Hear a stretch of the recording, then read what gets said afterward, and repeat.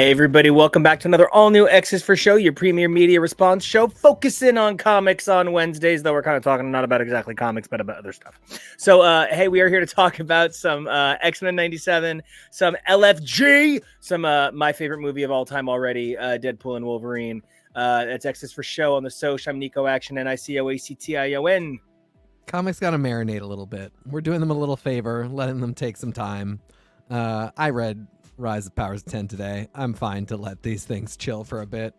I'm TK. You can find me at TK Elemental. I'm your producer in the corner, Kevo, really. And it's all a rich tapestry, really, isn't it? It's all an Ouroboros that's speeding into itself at this point. And so it's all... Yeah. I do just want to say that we have another commenter who is, of course, as valuable as any one of us, if you ask me. And that's none other than Allie Galactic. Allie, I don't want to let you down this week. I really don't. I want to be Memphis hot. I want to be Arizona in July. But I'm going to let you down. My take's not so hot today. This was a rebuilding episode. This was a real rebuilder. So we'll get there, but... we'll get there. But, you know, one of the big things that I'm really excited about that we've been doing with this project is kind of talking about the ways in which X-Men 97 is a brilliant... well, Allie, are you really a Memphinian? I have to be honest. I had the second best food of my life in Tennessee last year. Nashville was one of the best things I've ever done.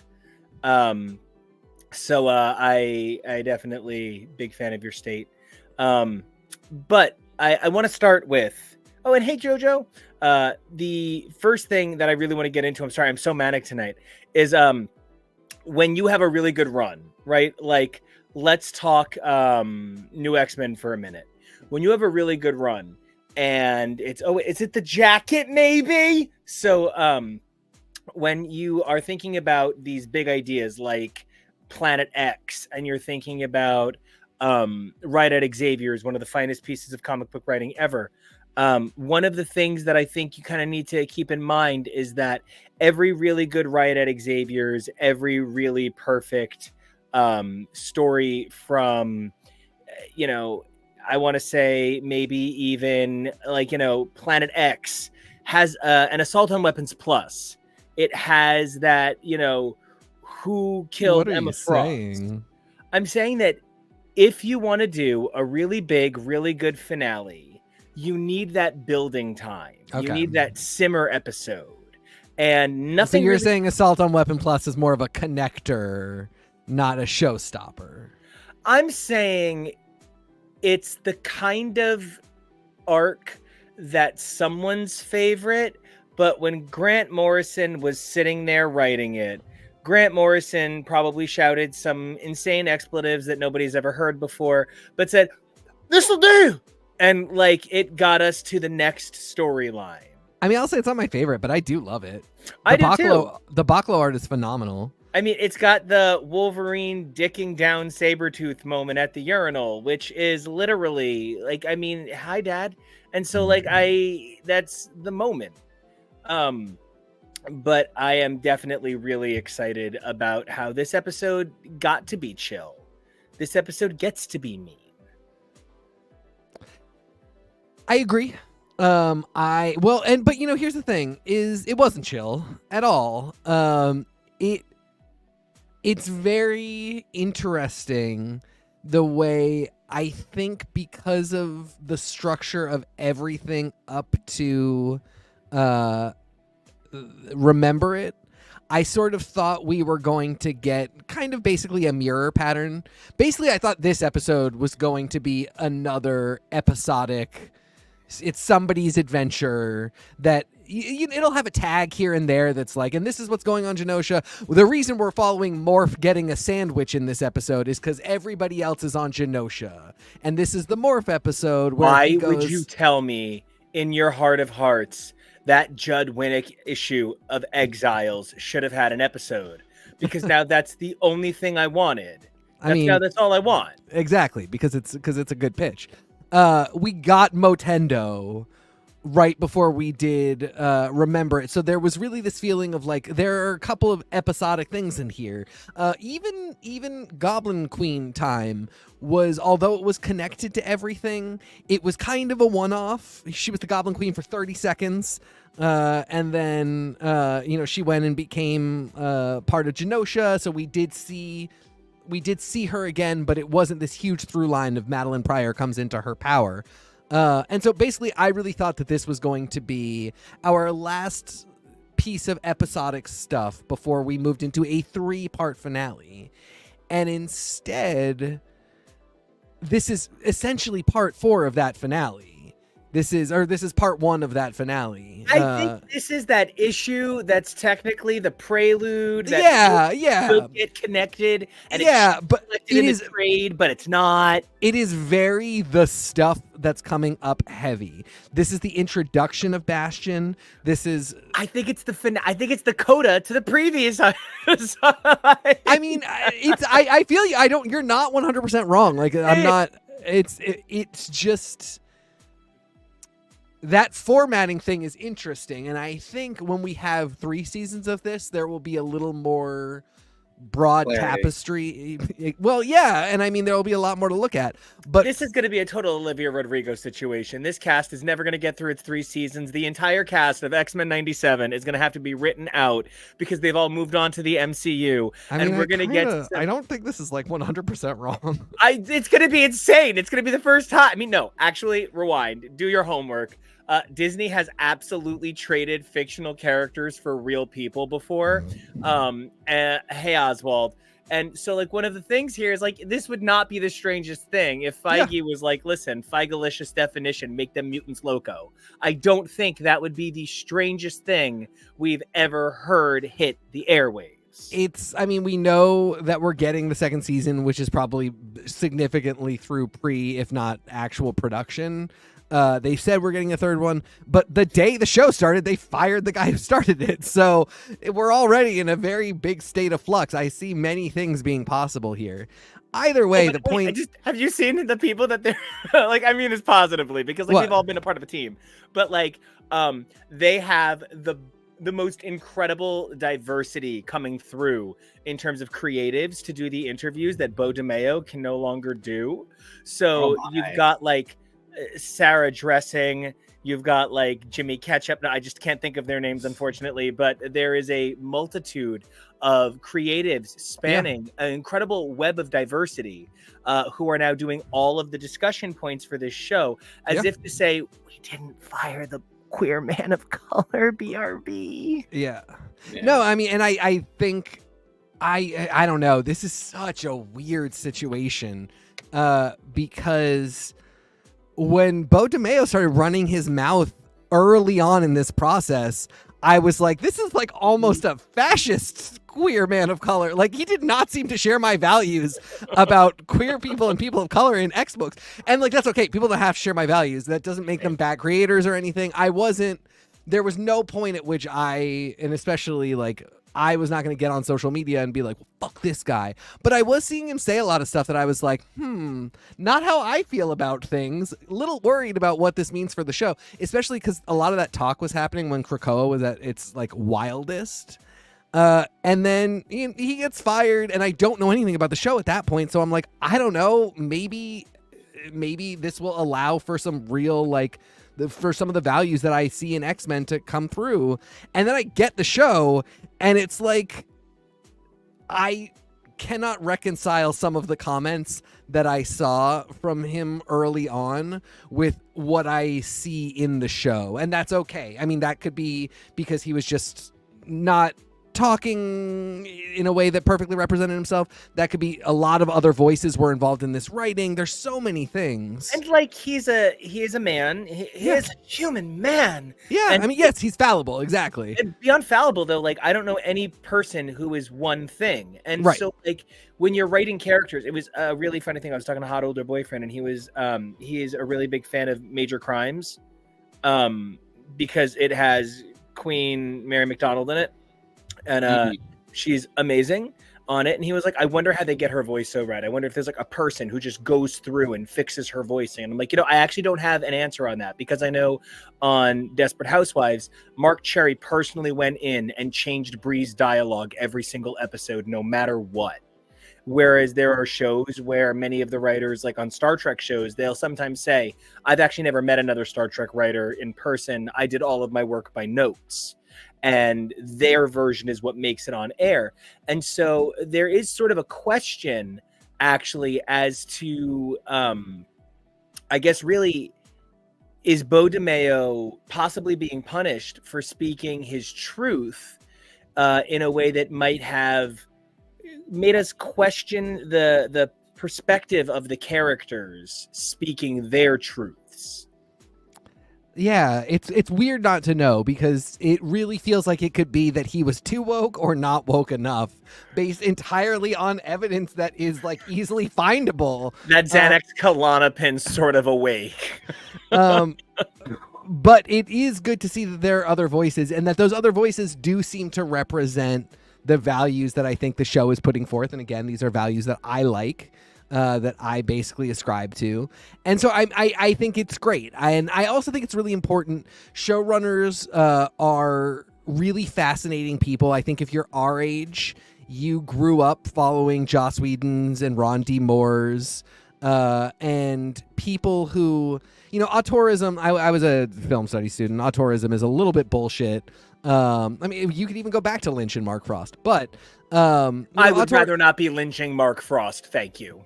I think that's a reasonable assertion. I don't know. Did you hear the plan for season 3 of Twin Peaks originally? Aliens.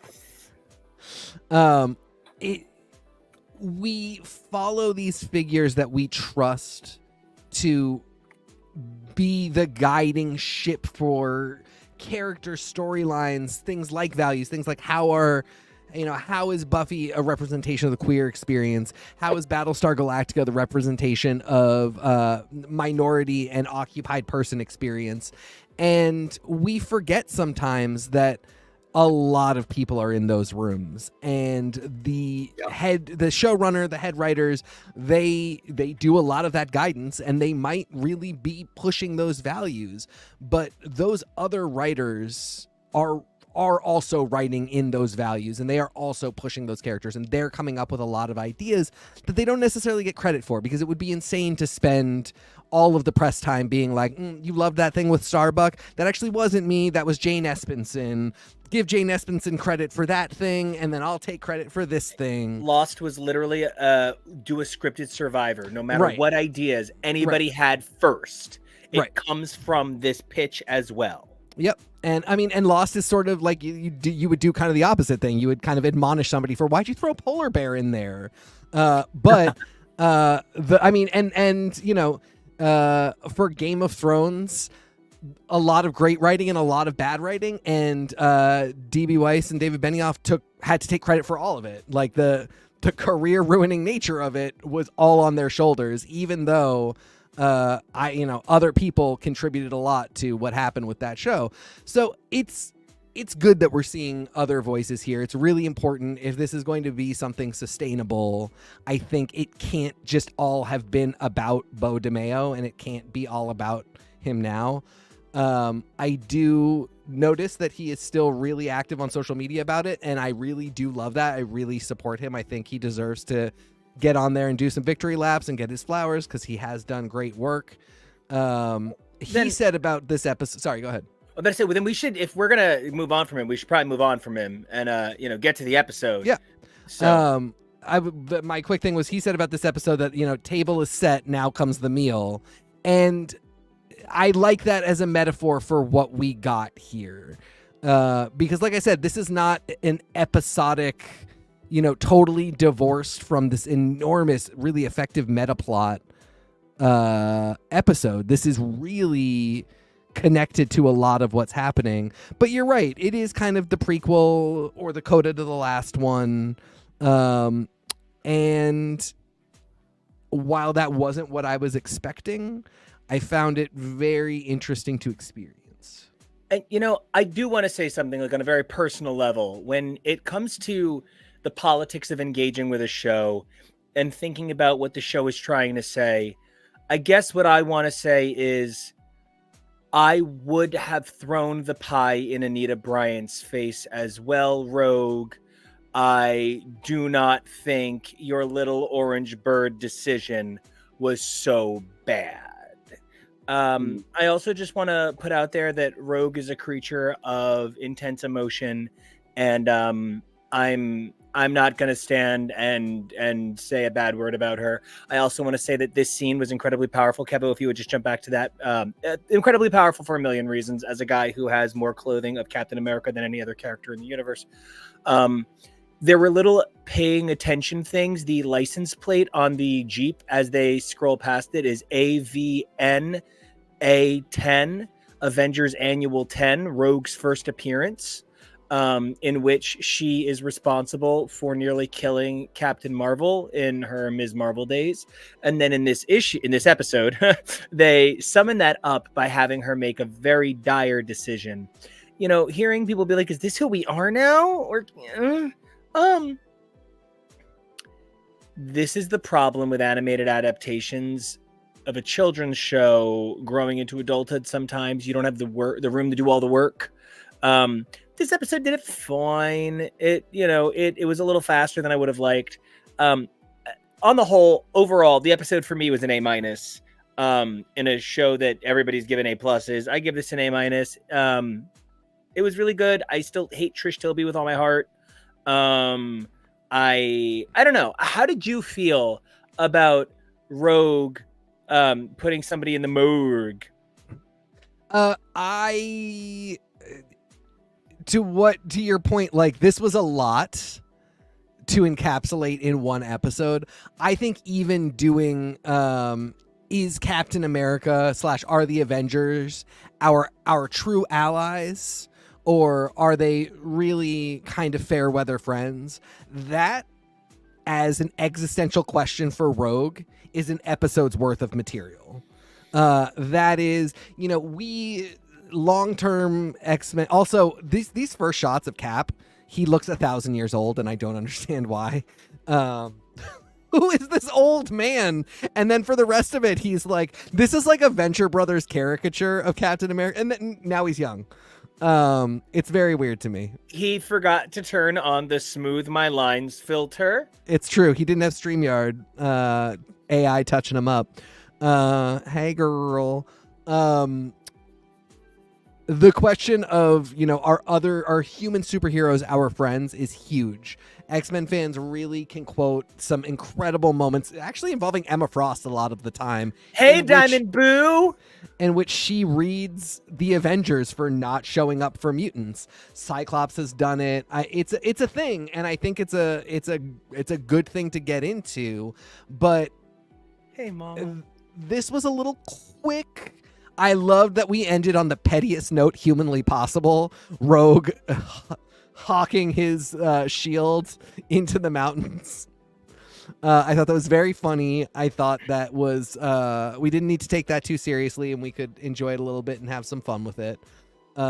It's fun seeing Rogue with the shield. That's a cute thing. Like, it is not Thor's hammer. Actually, people can lift it for shitty effects, and I think that is worth seeing from time to time. But also, like, because to that, the shield represents the ideals of supporting the little guy, protecting the minority. And so, sure, anybody can pick it up, but not anybody can wield it. No, that's this true. is about a sense of, like, building yourself into it, whereas Mjolnir is like, magic. So, like, yeah. I feel in some ways like there's almost more dignity in carrying this shield the right way than there is in just, I don't know, being Billy Batson and probably able to lift the hammer. I really agree. And then I think you get into this really great debate of, is Rogue carrying the shield and throwing the shield? Is that right in that moment? Because Cap has not lived up to his values of protecting the little guy. I'm talking about values a lot tonight, whatever. But, is she We're a values show now. Apparently. is she in the right here? Is she the correct person to be wielding it? And is she doing so correctly? I would sort of tend to say yes, but I don't mind being argued with and told no. And it's, I think artistically it represents a really beautiful thing to do it in the first place and leaves fantastic room for debate about what is happening here. And I love that. I think that's really fun. To then leap all the way over to Rogue happily drops a man off a building. She's not happy, but she's conflicted. Yeah, she does it. She does it. Decisively dropping a man off a building. That's the right word. Decisively. Rogue, the X-Men, does the thing. That's a big one. I tend to think I am not a all for peace person. I'm a bashback person. I have no problem with the X-Men killing Orcus right now in the pages of the books of the end of the Krakoan era. What? No, it's not funny. I don't want to say it because it usually isn't. Well, you said that you're all about the Bashback, and I was like, so you're hoping that Baby Bash's son comes back with an album called Dad Smash and gets revenge on his father for all the Baby Bash. Have we not buried Baby Bash yet? Look, Sugar, how do you get so fly? He's the only person I've ever heard be like, you're like my sweet sticky icky in a song. Those are usually the feelings about cocaine you keep inside. It's also having a huge resurgence because people are just obsessed with sampling that guitar line, which I get. I mean, I lived through it, so you fucking kids don't understand a thing. But, doing all this, the grief, I could even fold that into the Cap fighting stuff. I can't do the murder, only because it's such a big thing. Like, do these X-Men kill? Are we so far beyond Saturday morning cartoons of 30 years ago that the X-Men kill now?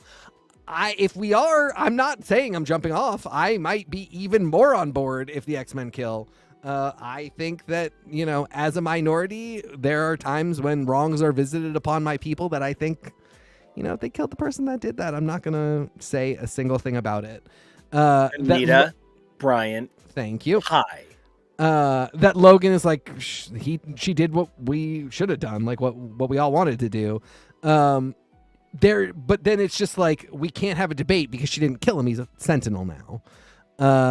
And that's where I get a little bit into this is such a prequel to what's coming up that it doesn't quite get to be not part 1 of 4.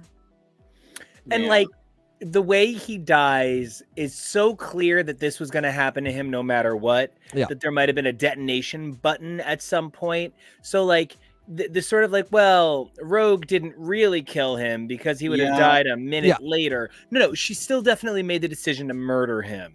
Yeah. And that she might not get tried and go to prison for it, but like if you do that, you have to live with the fact that you in your heart were a killer, that you were ready to do it. And like, I'm not judging you. But we can't be like, well, it's all good. She didn't kill. I hate, especially in comics, so often comics love to do those kinds of technicalities. I didn't do it because it was actual. No, you did it. Yeah, I was did it. Like the fact waiting for it. Yeah, because they do it all the time. Yeah. Have we ever seen zombie reanimated corpse sentinels and I'm just not remembering it? Probably. I mean, but like, it's not a huge thing, right? Like when I saw this, I was like, am I missing a reference? I do think we've seen it. I do think it is a reference. Just because it's any biological sentinel, and it's like sort of like saying, oh, well, they did the Cure storyline before Astonishing X-Men, right? But there's also like 2-issue storylines of the the Cure storyline. So like, I have to imagine with the fact that Bastion in and of himself is a human sentinel hybrid, the number of sort of like zombie stories that came out for a while, I'm going to assume that some version of this does exist, but not knocking their creativity. more sort of like trying to point to the fact that this is not the Bolivar Trask story. Some version of this exists, but this was an interesting decision to change this character so much, to not do Cassandra Nova when she's about to come up and let's fucking go. Yep. Just really interesting choices. And then it all leads to Bastion. So Bastion's not a great villain, and I imagine that people who are a really big fan of Ozempic Tech, Project Operation Zero Tolerance, whatever, I have to assume that they are very into. The thing is, I don't know anybody that was into Operation Zero Tolerance. It was one of those like eras of storytelling where like it's literally where I dropped off comics. And like it's even like a really specific place to drop off, because like Gen X does a couple of issues in that storyline and then bounces out. Yep. And then comes back in. And I just realized I haven't worn this since I attended a Star Trek convention earlier this year. So I actually have both of my Barbie badges in here. One of them is this one is the Voyager badge that's exclusive for that guy over there. But I just realized they've been in the pockets of this costume. That's amazing. Thank you so much, huge X-Men stan and brilliant cosplaying drag queen goddess Demanda Martini, for hooking us up with those. She is amazing and knows all the best people who make all the best stuff. So definitely check out Demanda Martini, who has a lot of opinions about X-Men 97 you won't want to miss. The big thing I want to know though here is, if like is the point I was making is like Gen X starts Operation Zero Tolerance, jumps off, goes back on. It takes like 8-9 months for Operation Zero Tolerance to end. It's got Iceman in a lead role with Cecilia Reyes. It's just not like the most put together, memorable moment of X-Men history. And so I'm confused if they're trying to give it life and make it its own thing, like a number of video games have done for some awkward storylines, or if they're just like, well, we're never going to do this in the movies, so burn it off, whatever.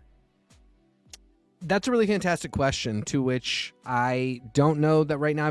I mean, the first thing to keep in mind is that, and I think this is so interesting that this is all happening this week, this really could have been Cassandra Nova. Really? Because for as much as the destruction of Genosha is the third Hellfire Gala, it is also E is for Extinction, in which it is Cassandra Nova that sends the gigantic, horrifying beetle sentinel to go destroy them all, and uses Trask to do it. Like there are a lot of parallels where this just as easily could have been Cassandra Nova. So it's fascinating that she's completely gone from this, and meanwhile she's over in Deadpool and Wolverine. So either way, she was here this week when we needed her. She just wasn't where we thought she was going to be. That bald bitch loves us. Truly. And I love her. I think she's such a great character. I really think she's such a fun villain. Sometimes I kind of wish she could be more, but I don't know. Well, can I just, and this is, I know we're not doing it, right? I'm not trying to. Yeah, no. I think the thing I resent the most about the end of the fall and rise of Krakoa is how much of it is ultimately just original Sinister characters are responsible for everything, and that so much of it is Mother Righteous centric. And I know that she was created by one of my favorite writers and picked up by one of my favorite writers, and that some of the greatest artists that worked in Krakoa drew her, but that Mother Righteous is this pinnacle point when she's so interesting. She really is, but it doesn't feel like I'm reading X-Men anymore. It feels kind of like I'm reading a Kieran Gillen shared universe work, and I love it, but it's not the same thing as a Cassandra Nova, who is Xavier's Mamundra, not Mr. Sinister's Mamundra wife. I think that's such a fantastic point, and it really brings us to something that has been sort of an issue with Krakoa, and sort of not. I don't know.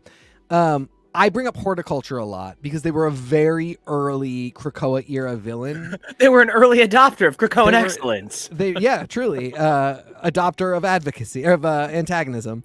But seeing them get some shout outs at the end, that's like, yeah, those bitches were really annoying this whole time. They should get to come in and talk about it. Even Orcus a little bit, even Omega Sentinel. But Omega Sentinel's a bad example because she has old history.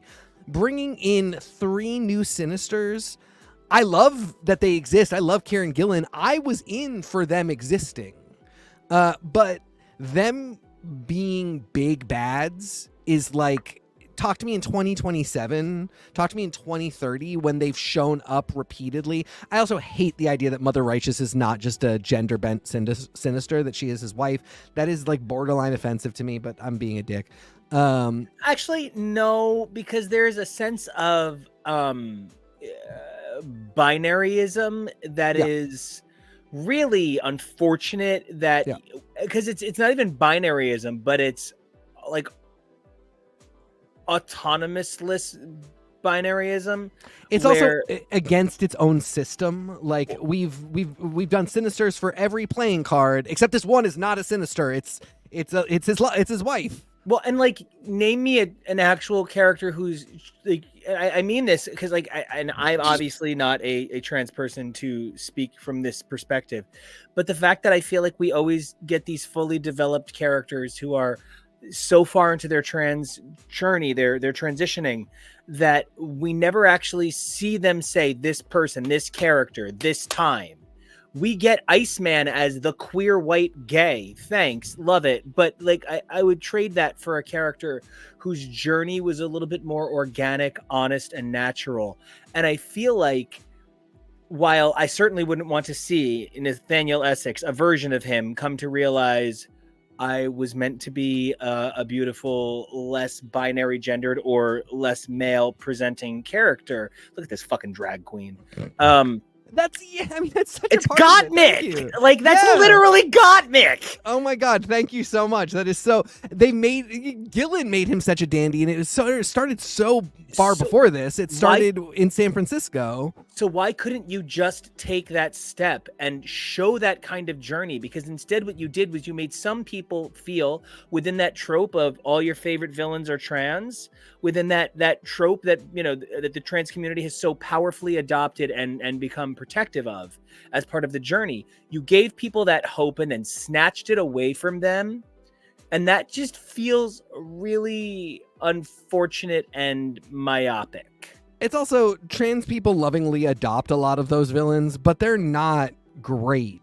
And Mystique is amazing. Mystique is one of the exceptions that kind of proves the rule. But like, Mother Righteous was really a chance to be like, everybody has something inside them that calls to what might have been, or who else they are, or other aspects of their personality. Sinister just manifested it, and that's really cool. And especially it works because like Orbis Stellaris is so sad and withered and such a husk of a man.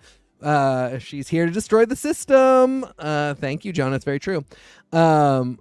It's great that there's so many aspects of Essex and of Sinister in the deck, but then now it's just a tawdry thing where this dude wanted to fuck the corpse of his wife some more, and it doesn't do anything for anybody.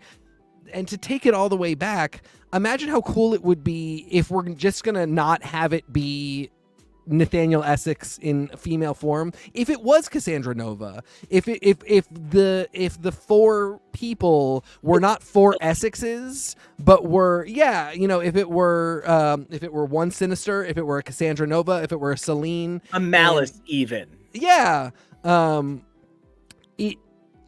Cassandra Nova, the work has been done for over 20 years. She has gotten great storylines. She's gotten terrible storylines. She was the little eyes that were looking up the Annie Gazakanian shitty son, and then we just cut that storyline out. She was the owl mother from the future, past, Bishop weirdness from the X-Force book with Puck in X-Force, which is one of the best ones. I even got Nico a hat for it. I actually wear that hat to work today. She was in X-Men Red as, an antagonist to Jean. She was in Marauders. She has put in the time and work. And to see her as a Mother Righteous figure, to see her in that role, bouncing all over the white hot room, making, wheeling and dealing, being antagonistic to Charles in an egg for a lot of it, that would make a ton of sense to me. That it's just, that it's Mother Righteous is underwhelming. And it's underwhelming a little bit here too, that it's with Bastion. Yeah, and that's kind of exactly that's what you were getting at. Bastion. To be fair, Bastion's been around for a hot minute, but we got Operation Zero Tolerance, which we all agree was a flop, and then since then he's always part of your coalition of people that hate the X-Men, which is in that Hickman Secret Warriors way, that like, oh, we've cobbled together the villains that you should remember. It's always the cobbled together situation. And I love Necrosha. Love is a strong term. Necrosha was very campy and very fun. But I was never like, finally, the Bastion story I've always wanted. I was actually really surprised that we didn't get more Bastion time in this, because we have a Nimrod. In the Krakoan era. I say this like everybody knows what I'm talking about. In the Krakoan era, because we have a Nimrod. And Omega Sentinel, who does the Bastion job of being a part human, part Sentinel machine god hybrid. And we have Mother Mold. We've never really gone back and worked through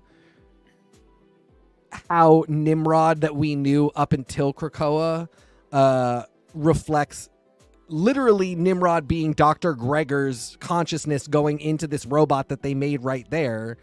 How are those two things related?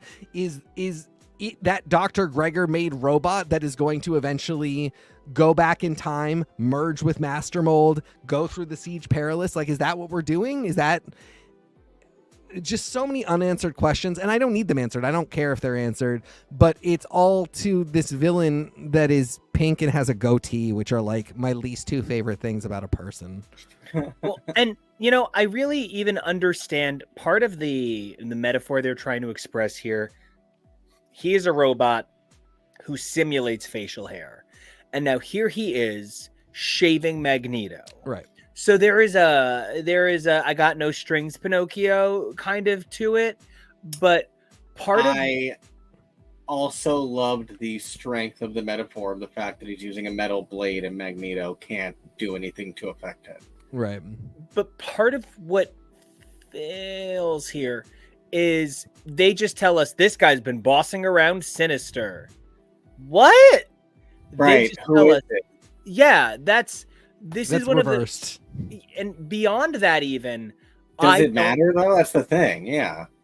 Beyond that, even though I don't accept this as storytelling, I don't accept this as you're using part of the season to tell us, like, look at all of the things that are coming due. Look at that. This is where Charles is as a result of where he was. This is how Jean and Maddie are as a result of where they were. This is, and Allie, I totally see you saying it will be explained, but this is the sort of thing that we would say is shoddy storytelling from the MCU, where characters show up in an episode and then 4 episodes later we get the full explanation. And I like a lot of the journey, but I feel like I'm being told to trust the process on something, which I do. I trust the process, but then I'm not really getting individual episodes. I'm getting a big picture that I love. I really am so impressed with the big picture overall. I thought I was going to walk away giving this a C+, and I'm giving the season an A-B+. I'm a big fan, but this really does fail some basic tenets that we do demand of things we give less nostalgia passes to. I think something that even underlines what you're saying is that moment where what's his name is like, oh, you've been trying to make this work since 92. And it felt like a moment that they thought was like supposed to land really big, like whoa, but like no, this is, I understand in a lot of ways this is the culmination of 30 years and however many episodes, but I didn't rewatch those for a reason. We're supposed to be able to start this fresh, is part of the intention of this product. So I'm not looking at this as the culmination of years or anything like that. I'm looking at this as episode 7.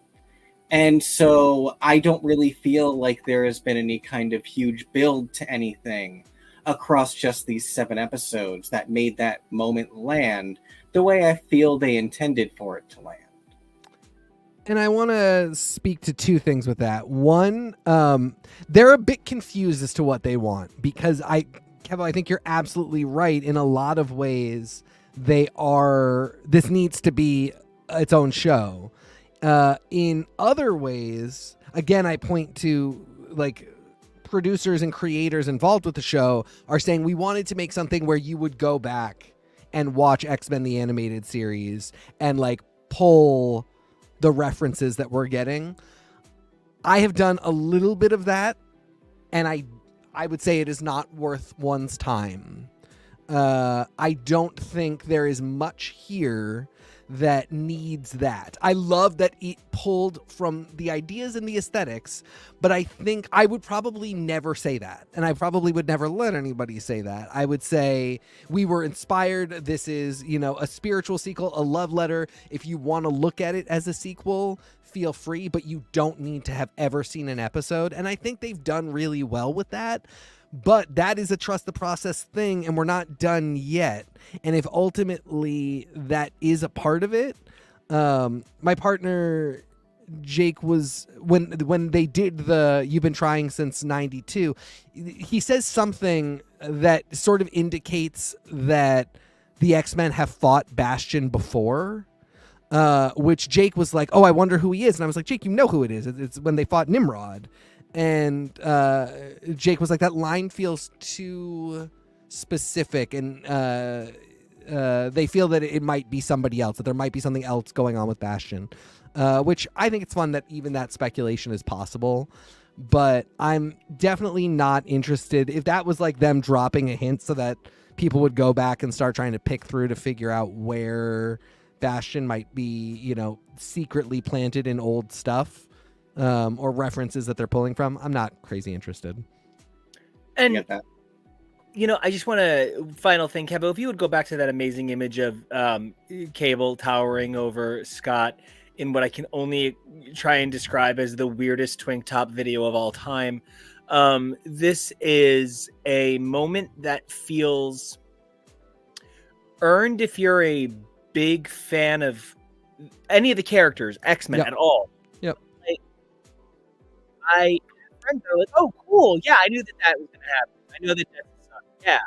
But like, they didn't get the tears. It wasn't the, oh my God, it was you. And like, I don't think that's a failing of the show. I think that's a failing of audiences' reaction to things that they already know, which is why I'm so glad you brought up Game of Thrones earlier, where like, those writers doing that version of the show gives George R.R. Martin all the room he needs to figure out how to do it in the books in a way that fans like more. I was going to say, they play tested a terrible ending for him, so he can just do a good one now. Even if people love that ending, it is not overall loved ending. And this scene is a scene that I think fits a need that should have been addressed earlier by fandom to accept Cable as this duality. But I don't want to go back and rewatch season 4 and 5 of X-Men the Animated Series for this scene to hit better. I agree. I didn't love this, to be 100% honest. This was another thing where I'm like, this needs a whole episode. Like, because they didn't do it. They knew back then who Cable was, but they chose not. And I get why. It's convoluted. You know what, though? I will just say, X-Men the Animated Series was into production before Cable was revealed to be the son of Scott Summers. Yes, but I think it was well established by the time they got Cable in the show. Yeah, I'm just thinking about the 2-year lead time on animation. Sure.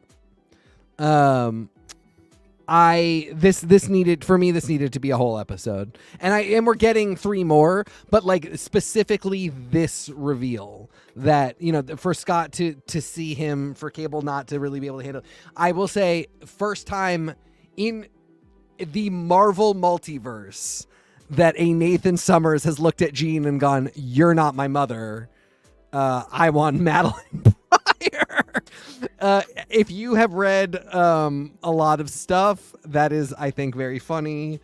You know what I would really love if they would allow room for this show is if they could look to the Clone Wars model of the way that so much of it, when it wasn't on purpose at first, but then by the end it was, the way that so much of it is out of order.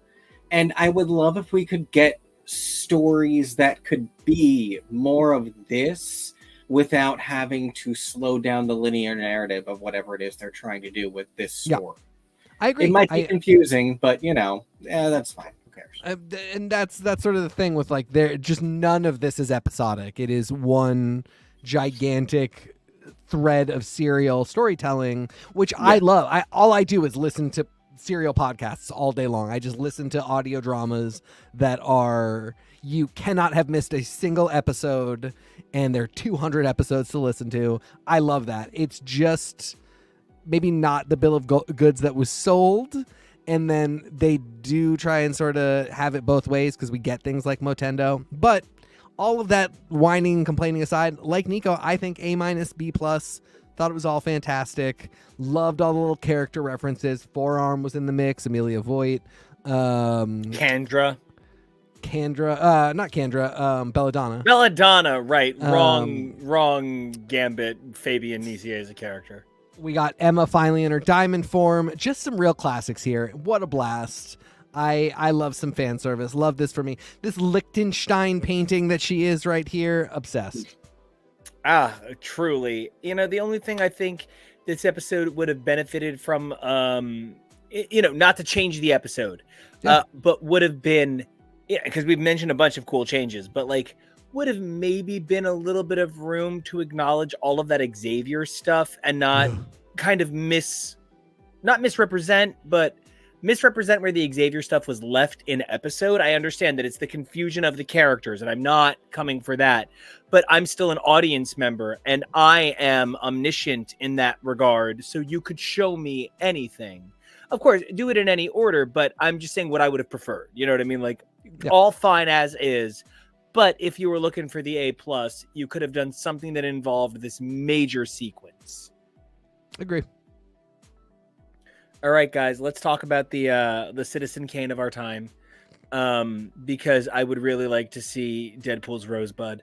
That is a terrible thing to say. I am very excited about, when I saw the trailer, I was very like, oh my God, they're saying fuck too much.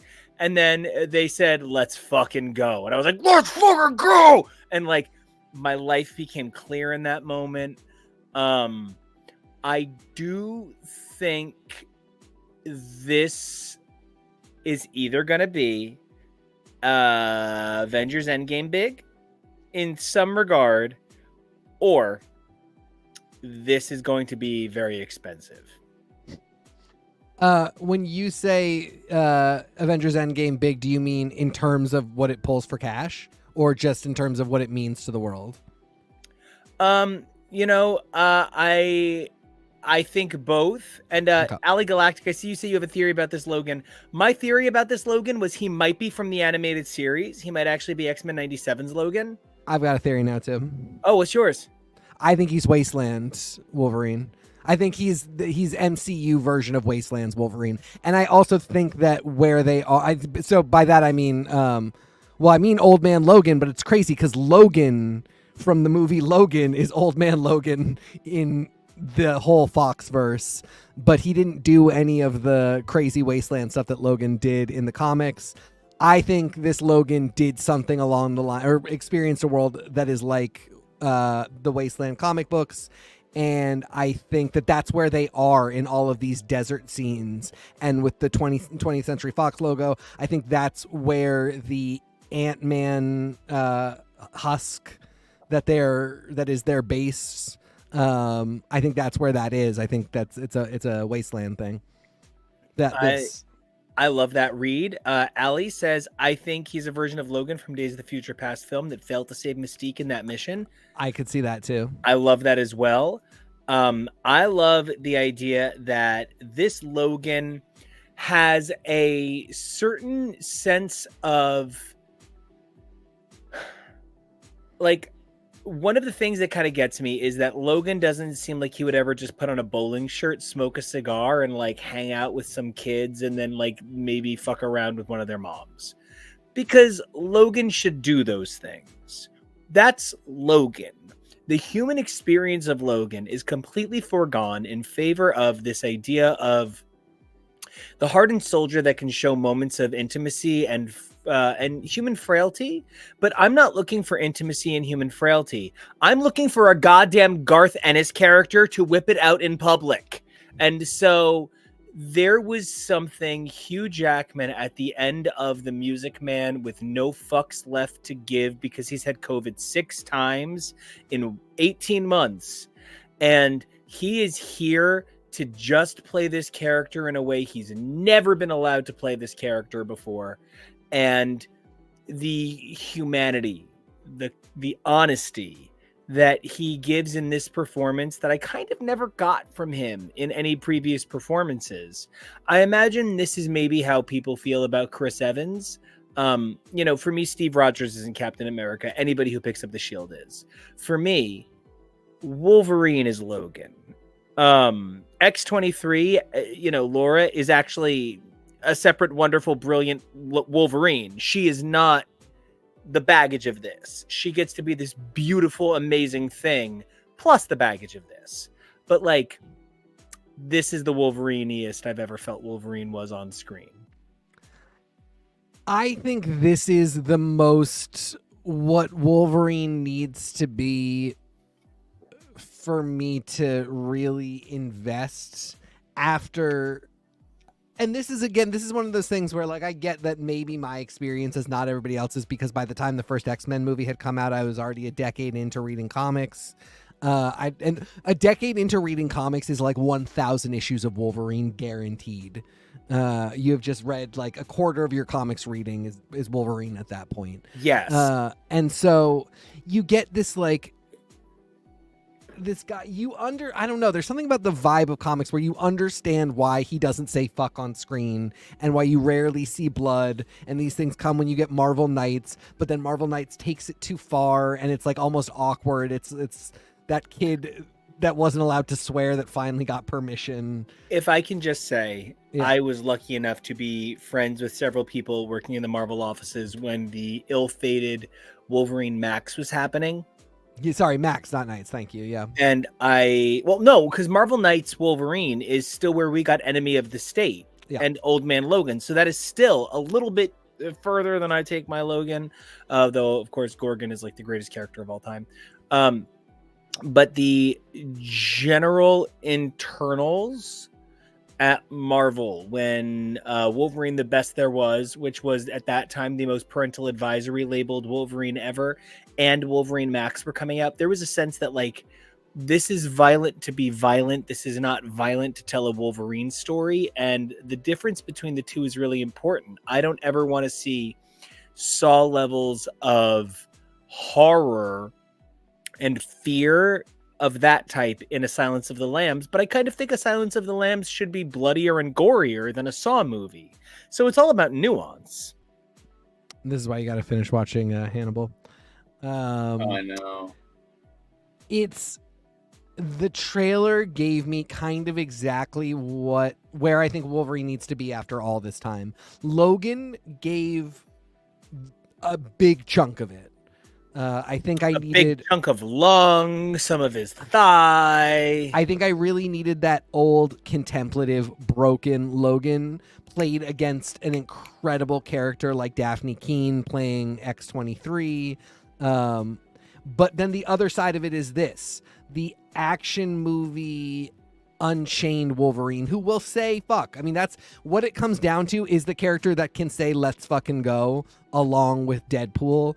And you know what I mean, like, I would kill to know how much it was sat in like marketing and branding meetings talking about, like, did somebody just write that phrase for the script and then somebody picked it out? I have so many questions because it's so simple. I bet it was Ryan Reynolds in the meeting when he like got Hugh Jackman to say yes, and Hugh Jackman was like, "All right, I could use a new yacht," and they were like, "All right, Hugh Jackman, here is yacht money. Yeah. Would you like a teleportation device on your yacht that connects directly to your private plane?"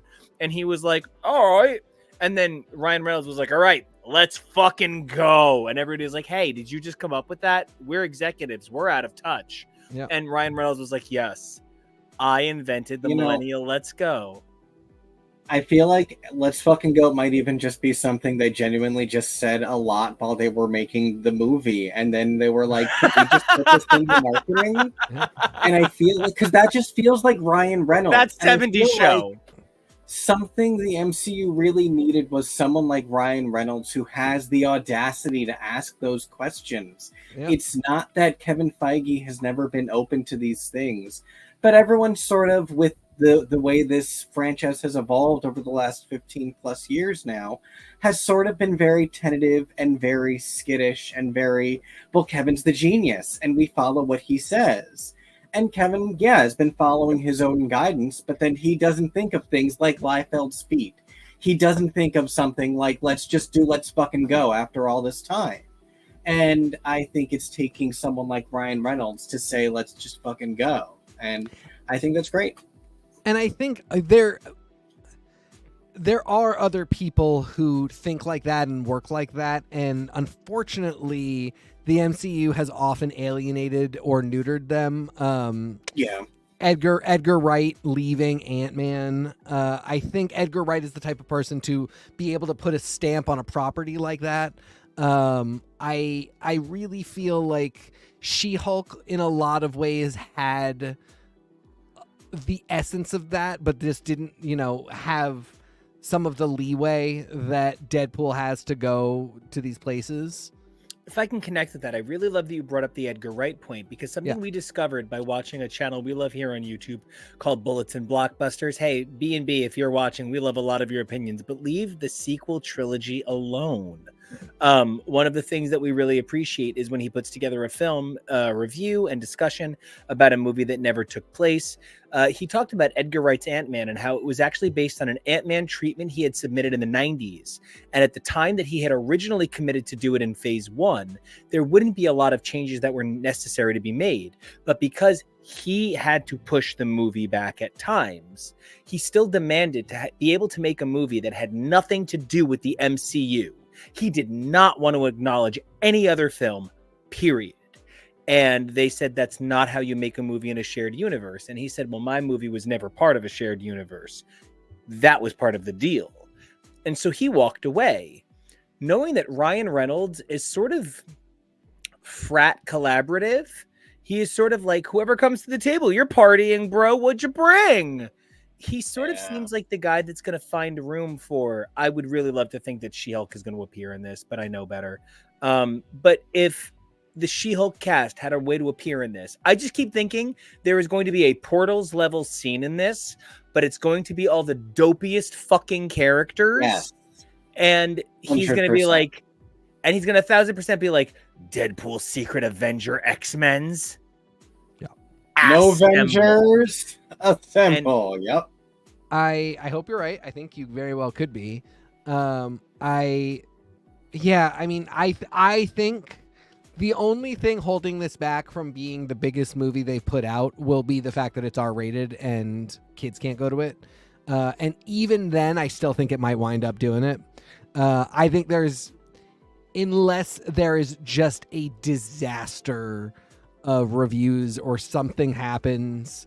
This film is going to involve a boat exploding, and just beforehand, all of the boats in the world are going to explode. There is just some terrorist attack, and the organization that does it calls themselves the TVA. There's otherwise, I really do think this is going to be an absolutely enormous movie.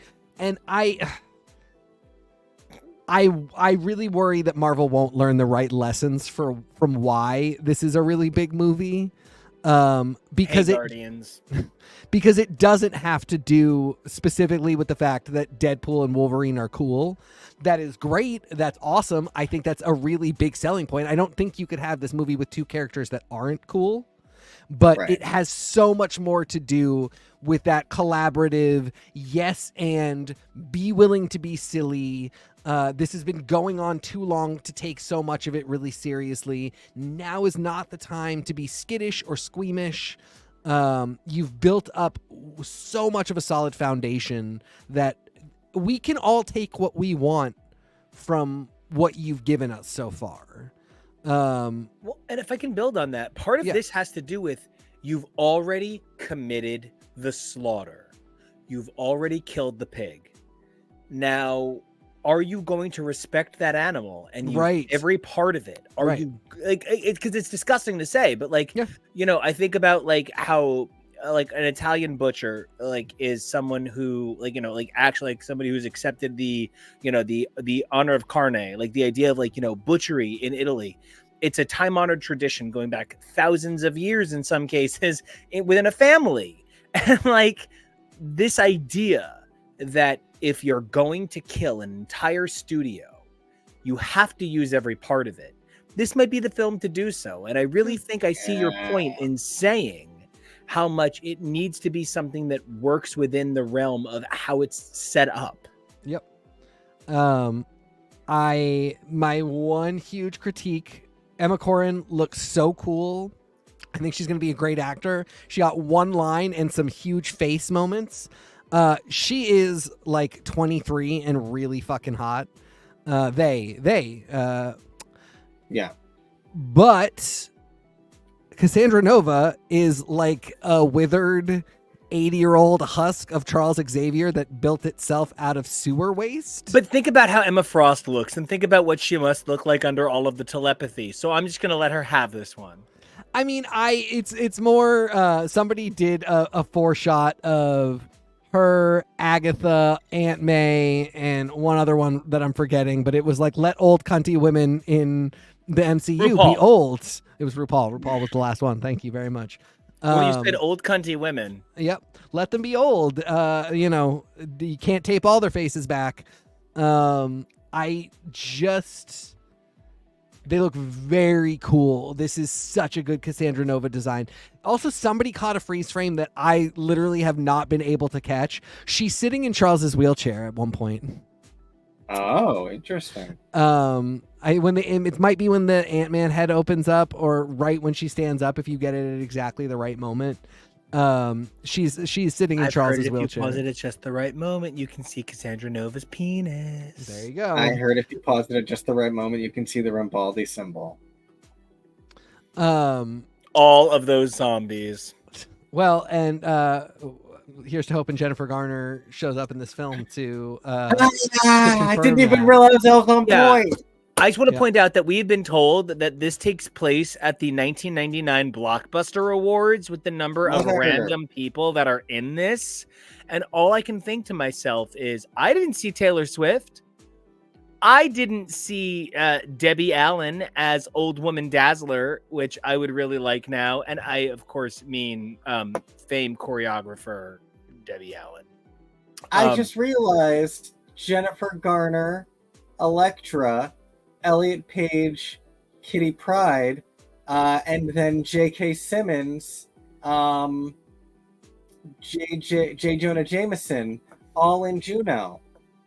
Ooh, there you go. You know, That's and I will say, I'm no big fan of Diablo Cody or anything, but there would have been a really cool time where Diablo Cody would have had a really stark take on the first draft that Marvel would have never been able to use of a feminist superhero film. I'm looking at you, Burlesque, and man, the United States of Dazzler would have been quite a project. Hey, Nico, if you miss Debbie Allen, you know where you can see her.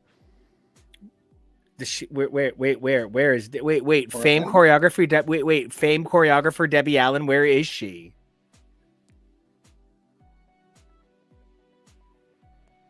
I have no idea. Where is What's she? the one thing I always reference? Is it Grey's Anatomy? Is she on Grey's? What? Are you kidding me? Debbie Allen Wait, is on how Grey's much Anatomy. though? You stop that! No, Because and like one episode, you're being a bitch. No. She's one of the most important characters in the you show. mean famed Debbie Allen, not charmed Debbie Allen. Like a different world, Debbie Allen. Felicia Rashad's sister. That's Well, crazy. Well, I just genuinely thought, despite the fact that there are 609 million infinity episodes of Grey's Anatomy, White Anatomy, Red Anatomy, all the different colors of the anatomies, that somehow maybe perhaps Debbie Allen was too busy judging So You Think You Can Dance. That she just couldn't. I mean, everybody thinks they can dance. So wow, okay. Anyway, this is going to be so much fun. So the last thing I wanted to say, my other theory is that Cassandra Nova will not be the real villain of this story. I think she will. Yeah. I think she will probably be more like Cable, in that, you know, she's going to really be antagonistic to them, but ultimately will be just kind of fun and cunty and will help them fight whatever the real big bad is, which I imagine will be like the Nothing from the Neverending Story. It's just the Fox universe ending. I wondered if it was going to be like Onslaught, and it was like some introduction of some concept that either dies here, or they can roll over and make a big deal. I mean, it could definitely. I need to know what this gray cloud is. Yeah, I think this gray cloud that has a mouth in it is the villain. It looks like Goliath from Loki. Yeah. But it might not be. You know. Right, which would also speak to my idea of like this is just the Fox universe dying. And Cassandra Nova will ultimately be there to help. It's got purple lightning. My one like little thing is exactly that Cable point of like, I really hope we early drop the Wade is such a fucking unserious person. I'm so annoyed with him. The serious Wolverine / Cable character in the movie. I don't like this in the comics either. This idea that like Wade cracks wise so much that like I can't see him as a hero. I don't like when that's a storyline for other heroes. So I hope it is done quickly. And just because it winds up limiting the ability of Deadpool to be a functioning character, he just winds up being a mouthpiece for good jokes. And that is never a good way to make a sequel. I agree. I am more hype about this trailer than I was before, in part because the really quality simplicity of it. They didn't give away a lot of the plot. They didn't give away a lot of the things we've already seen. I'm holding out hope that there are still some major surprises in this film, and that they chose to reveal Cassandra Nova because she was a lower level reveal in the press. Yep. Mm-hmm. The trailer itself gets like a B, maybe a B minus, but the psycho hype, I feel, is an A plus and A plus. I actually give the trailer an A for specifically the reason that it doesn't really spoil a lot. I love that for your take, yeah. I also think using Like a Prayer makes this movie way too gay for a lot of people. You either have to buy in, and you just liked the movie with a very gay trailer, and you have to deal with that. Uga Chaka. No. Yeah, exactly. If you are some bro that only likes Deadpool because he's the action star in Marvel movies and like you just want the guy who shoots guns and stuff, you just watch a trailer where Like a Prayer is bangingly mixed into the whole thing, and you got to deal with that for the rest of your life. We just put up videos of my drag show from last week. I'm a drag king. I don't have big old boobs. I wear a big old mask. But the big thing was that at the last second, I switched out of doing Like a Prayer. So this felt very full circle for me. Mm-hmm. I think to your point, TK, about this idea of like, this is gayer than people think for Deadpool. Part of what is baked into Deadpool is that sort of like he'd play gay chicken, kind of sort of like that is part of even the straight bro version of Deadpool. And I just want to say this trailer kind of is just top suck dick too. So, this was super femsy. There was a lot of Deadpool playing into Wolverine's masculinity and doing the non-phallic version of Wolverine's phallic identity. There is something about the barrel of a gun that is more yonic than Wolverine's claws are. And as a result, I really felt this balanced the idea that Deadpool didn't need to be an all-out super masculine action star. And I was very grateful. Does anybody else have anything they want to say about this brilliant Life Fields Feet film trailer that we got to see? I think I'm good. Kevin, what you got? And then give us your sign off.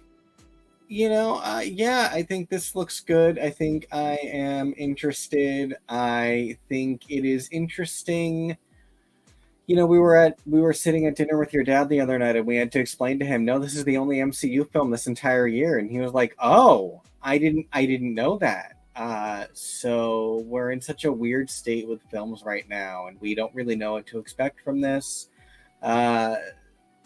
And gosh, it's still so far away, but I'm really excited, and I'm excited to potentially talk about some fun stuff from the MCU before we get there. And until then, you can always find me on the socials at Kevoreally. That is Kevoreally.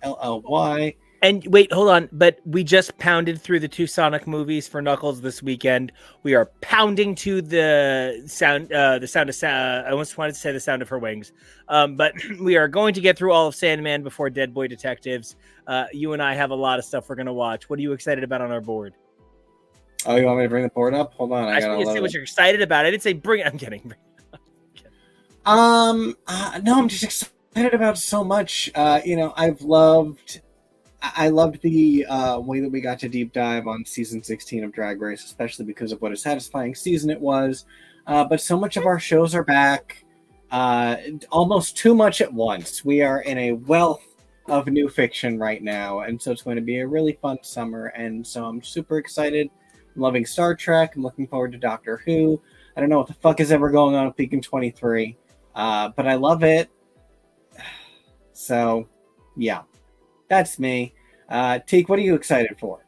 And where can everybody find you? You can find me at TK Elemental. I think right now it's probably got to be Dead Boy Detectives.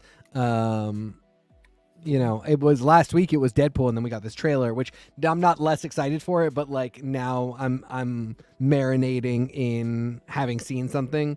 Dead Boy Detectives is like right around the corner, and I just am ready to go. So yeah, I'm pretty stoked. Nico, what you got?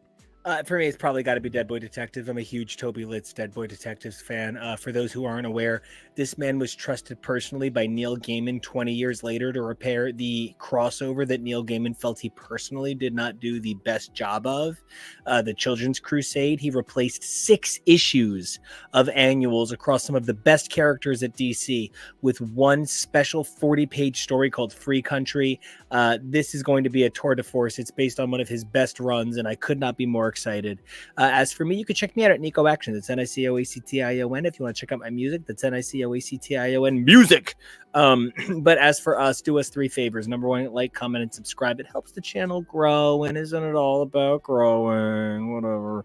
But the 3 things we need you to do for us. Sorry, we need us to do for you. Everybody should do it. Us for you, you for us. Number 1, got to be brave. Nope, I'm so sorry. You got to stay safe. Number 1, stay safe. Number 2, be brave. They're the same kind of thing, but the order you do them is really personal.